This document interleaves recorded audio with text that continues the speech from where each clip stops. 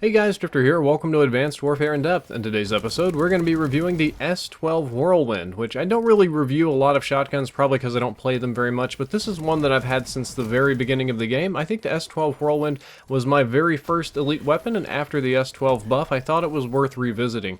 Of note, the S12 and all shotguns in general are a lot stronger after the buff, and if you want to counter somebody using the M1 irons, either akimbo or single, the S12 is probably the ideal weapon for that. As a matter of fact, it's what I most often get used against me when I'm using the M1 iron, so I just thought I'd toss out that bit of practicality since it's a somewhat neglected weapon. Let's talk about what makes it special. Compared to the base variant, the rate of fire has been increased from 600 RPM to 705 RPM. This will pass it beyond the rounding numbers, and you definitely will feel this. It will feel as if it is shooting much faster because it is shooting much faster than the base variant.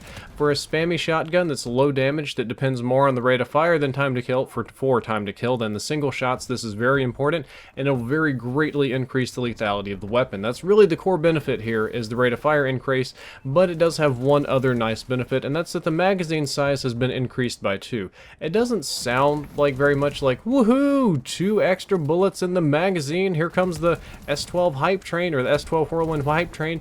It actually is kind of nice, because with a weapon that shoots this fast, that deals this low of damage, you will burn through your bullets really quickly. With the base S12, you're going to be lucky to kill 2 people per magazine. Oftentimes it'll be 1 in reload. To have 2 extra rounds in the magazine makes it more reliable, and for getting 2 kills before you have to reload, or 1 if you're just desperate and you spam everywhere. But really the big benefit is when you put extended mags on there, it stacks again, and you can move up to 15 rounds in your magazine, almost doubling that from the base variant. And again, for a weapon that gets a lot of hit markers, not that that makes it bad, it does get hit markers, it's kind of part of the design. It is tremendously helpful to have 15 rounds in the magazine. I can't stress that enough. That's almost as good as the fire rate increase.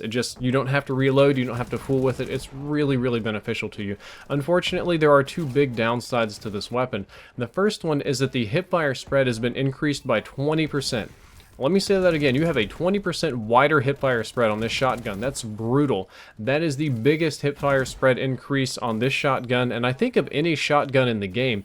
It's very wide. This can be frustrating, definitely so. It decreases your one-shot kill potential, causes you to miss more pellets, etc, but I do feel that it's offset by the other benefits. One thing you can do to counteract this is when you aim down sights, it will default you to the lowest hipfire spread. So as long as you ADS with the weapon, your hipfire spread won't be that, much worse than normal, but it will be a little bit worse.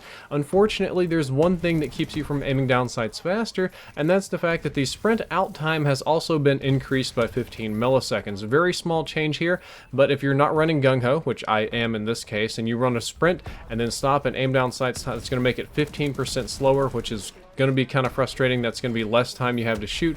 That's about 1 frame. It's not like crazy or radical difference, but it might get you killed in some kind of clutch scenarios, which is why I typically run Gung Ho with this weapon. Gung Ho is a perk that I personally don't like a whole lot. I don't use it on a whole lot of weapons. I use it on my Kimbos and some of the shotguns, because when you sprint, the hipfire spread increases and becomes even less accurate. It was recently buffed so that it's not as bad as it used to be. It used to be nearly the size of your entire screen, making it worthless. Now it's only about half of that.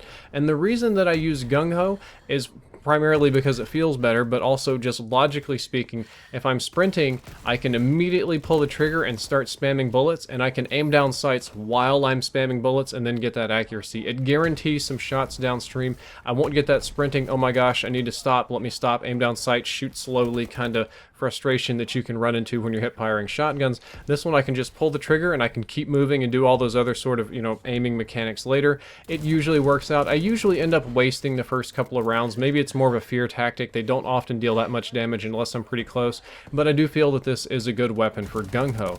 As for how I feel about the weapon in general, it is not the best S12 in the game, but it's top 3 for sure. I think the best S12 in the game is probably going to be the Tiger Blood, or maybe the Vengeance. The Vengeance is very nice because we have tighter hipfire spread. The Tiger Blood fires incredibly fast, and the hipfire spread isn't as bad, but this is up there. This is probably the 3rd best S12 in the game, and it can be very deadly in the right hands. It works works really well on small maps because you can spam like crazy, and it works really well against weapons kind of like the M1 irons or some of the akimbos and some other kind of spam weapons. It's kind of like a counter spam shotgun, even though it's spammy, which is weird.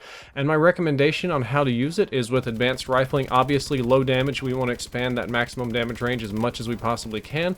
Laser sight to offset as much of the hipfire spread as possible, and extended mags so that we have a huge deep magazine we can dump bullets downstream, and Gung Ho for the feel that I was talking about earlier.